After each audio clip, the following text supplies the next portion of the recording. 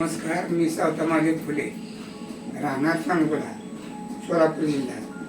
इथनं मी पहिल्यांदा आलो त्यावेळेला मला 2 माणसांनी धरून आणलं होतं आणि उभा राहता येत नव्हतं आणि सगळं शरीरात अंगात पाणी झालं होतं. पण आता काय झालं, ह्यांनी मी 35 दिवस यांचा कोर्स केला आणि त्याच्याबरोबर सीबी डॉक्टर बी आम्हाला चांगले भेटले, त्यांनी शरीरातलं पाणी काढून दिलं. आणि आता माझी कॅपॅसिटी अशी की नॉर्मल माणसापेक्षा मी चांगला झालो आहे. मला काय सुद्धा आता अडचण नाही, मला धरायला लागत नाही, जीवन चांगलं जातं आहे, झोप चांगली होते.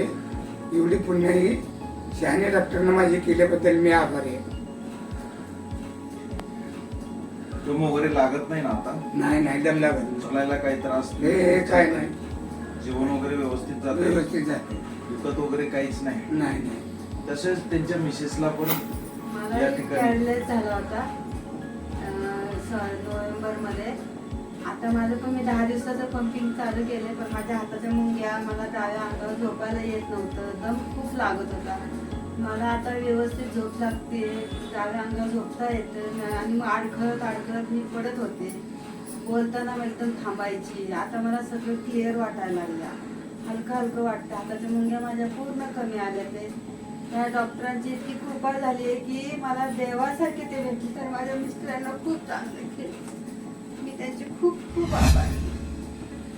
ठीक आहे की ट्रीटमेंट कुठल्याही इजा न करता अशी ट्रीटमेंट खूप आहे की अमेरिकन टेक्नॉलॉजी आहे आणि US FDA अप्रूव्ड थेरपी आहे.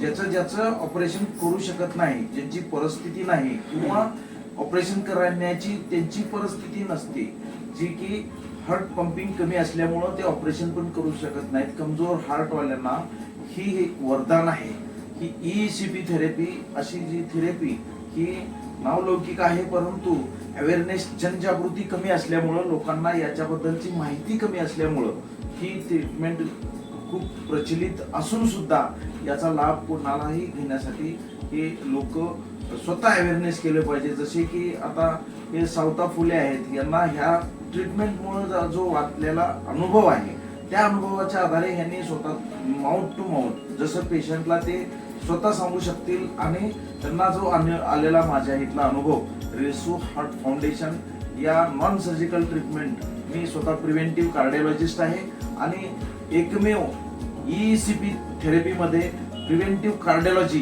नाशिक हेल्थ युनिव्हर्सिटी मधून यामधून फेलोशिप करणारा मी ह्या ECP थेरपीचा फर्स्ट कार्डिओलॉजिस्ट आहे, प्रिव्हेंटिव्ह कार्डिओलॉजिस्ट आहे. तरी या परिसरातील सर्व नागरिकांनी अशाच पेशंटला, जे की ज्यांचं पंपिंग कॅपॅसिटी कमी आहे, ज्यांना ऑपरेशन करू शकत नाही, ज्यांची परिस्थिती नाही किंवा ज्यांना ऑपरेशन करायचंच नाही, अशा पेशंटनी याचा लाभ घ्यावा असं मी सर्वांना आवाहन करतो आणि थांबतो. नमस्ते.